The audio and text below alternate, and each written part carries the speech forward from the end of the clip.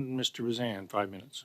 Thank you, Chair. Minister, do you agree that foreign interference is a national security threat, attacking our democratic institutions, including the Canadian Armed Forces and Department of National Defense, is not immune to foreign interference? I sent you a letter in December of 2021 outlining, or 2020, outlining that exact point. So I appreciate that. Now, your former chief of staff kept the CSIS warrant off your desk for 54 days because it was politically sensitive to the Liberal Party. That's out of order, Mr. Bazan. It's that national is security. Not anything to do with his mandate. So let me come back on this. That is out of order. Minister, as a current... It also contradicts the sworn testimony that the hearing heard yesterday, and his statement is completely false. Well, that's what she actually said, since he answered the question. He addressed it. I should be allowed to. It's either out of order or it's not out of order. I have to say that once there is a response, it gets to be part of the conversation. So fair enough, but if he's going to make a video, it might as well have a little bit of truth on it.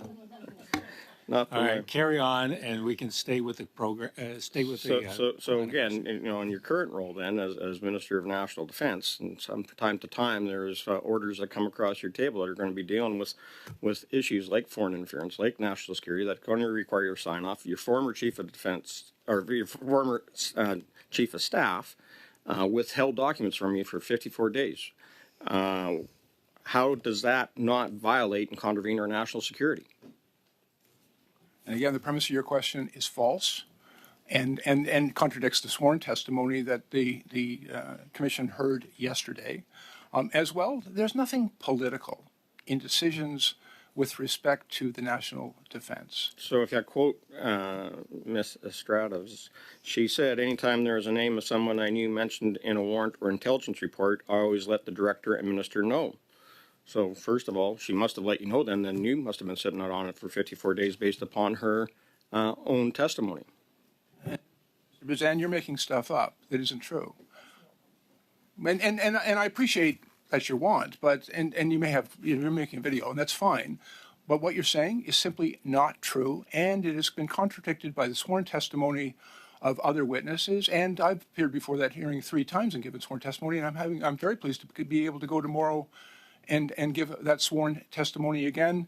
And what you're saying has been contradicted by all of the evidence that's been presented to the committee. Disagree with that. I believe that the testimony does speak for itself, and that does show that that a warrant sat around in your office, on your desk, and under the care of your former chief of staff that was actually, in the middle of here, we have a foreign interference inquiry being done by Justice Hogue, and I believe that the truth will be revealed in that process as well, never mind the testimony that's been given at the different committees here. Just go on, 5 minutes. So what instructions have you given your current chief of staff to ensure they don't withhold information from you that's vital to national security, like the way you see to your former chief of staff at public safety and the chief of staff for the former CDS for Minister Sajjan did during the Vance controversy?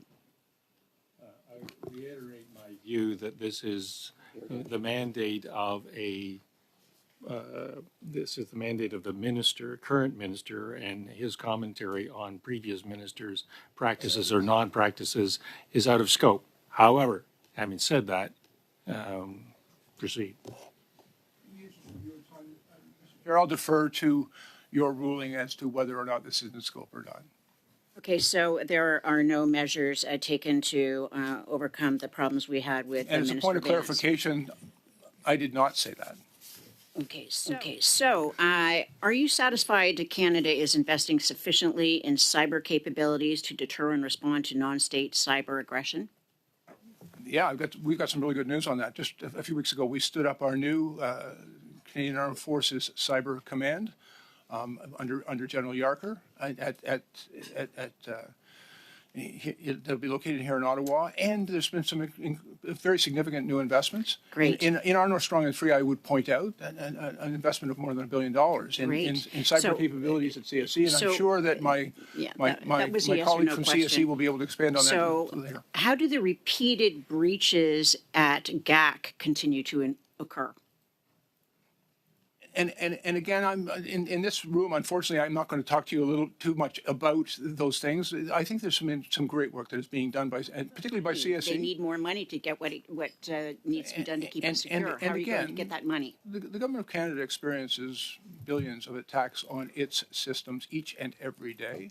And I think our officials do some extraordinary work. DAC is still being attacked every day, and the intruders are getting through. So.